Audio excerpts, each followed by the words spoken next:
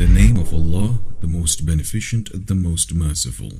Assalamu alaikum wa rahmatullahi wa barakatuh. Peace be unto you. Bismillah ar-Rahman ar-Rahim. In the name of God, the most compassionate, the most merciful. Alhamdulillahi Rabbil Alameen. Wassalatu wassalamu ala Rasulihil Kareem wa ala alihi wa sahbihi ajma'een. We begin by praising God, by thanking Him, by declaring that no God has the right to be worshipped or unconditionally obeyed except for Him.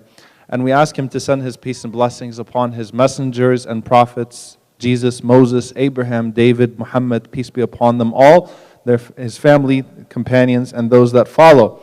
Actually, the sister took the beginning part of my speech, which was the pact of Omar, so I'm just going to, that automatically knocks 10 minutes off of the speech. So Imam Siraj, you're going to have an extra 10 minutes. Imam Siraj said if I cut my speech down, he'll protest. So I told him I'll just run away.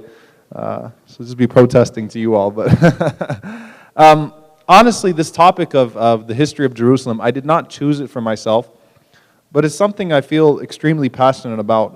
I just want to recount to you something that took place with me as a child, and I'll never forget it.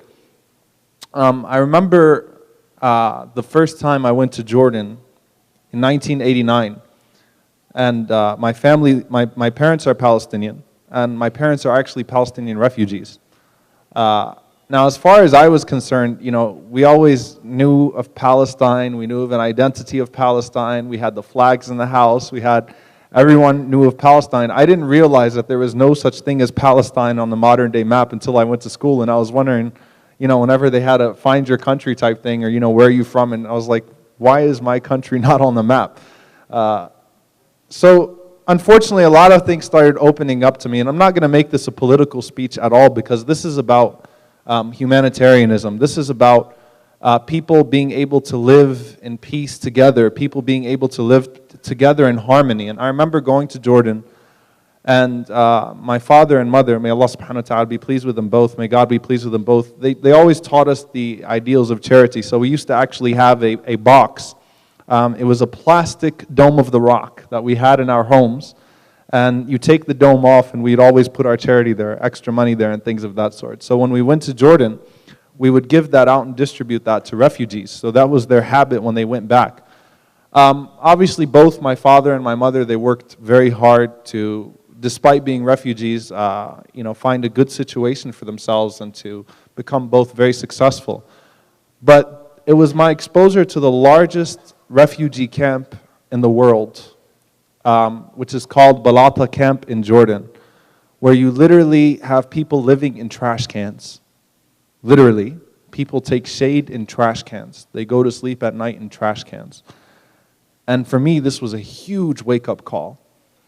And I remember asking my parents, why do they live here? Why do you have 3 million people living on the outskirts of a country, and it's just a bunch of camps, right? Why is this happening?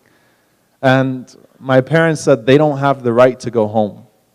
They don't have the right to go home. I myself, I've never been to what would be my homeland or my parents' homeland. I go to Jordan every year, alhamdulillah, till now. My wife's parents live there, so I'm kind of stuck going there every single year. Although I don't always enjoy myself, but I've got to go. I've never been able. The one time I actually tried to get to the Palestinian territories, despite having no record whatsoever of anything that would cause me to be disqualified from entrance, was at the border of Jordan. And literally, to get there from the border of Jordan, on the bridge, you would have to sleep there for 2-3 days, and you still might not get in. You have to undergo harassment by the soldiers. You might get spit on. You might have dogs put on you. It's a terrible situation. I just remember asking my parents, why? Why? Right? Why is it that these people don't have the right to go home? Now, I want to start off with that thought. And it's not about, this topic is not about the Palestinian cause, I assure you. And I've been engaged in many interfaith dialogues, and it's important for us to sort of humanize each other. And I always say this to my Jewish friends. I do have Jewish friends. It's important for us to humanize each other. It's important for us to view each other's struggles as human struggles, not a Palestinian struggle, not a Jewish struggle, to view them as human struggles. And I just, you know, it's always this question that comes up every time we have one of these debates or one of these dialogues, the Palestine-Israel debate.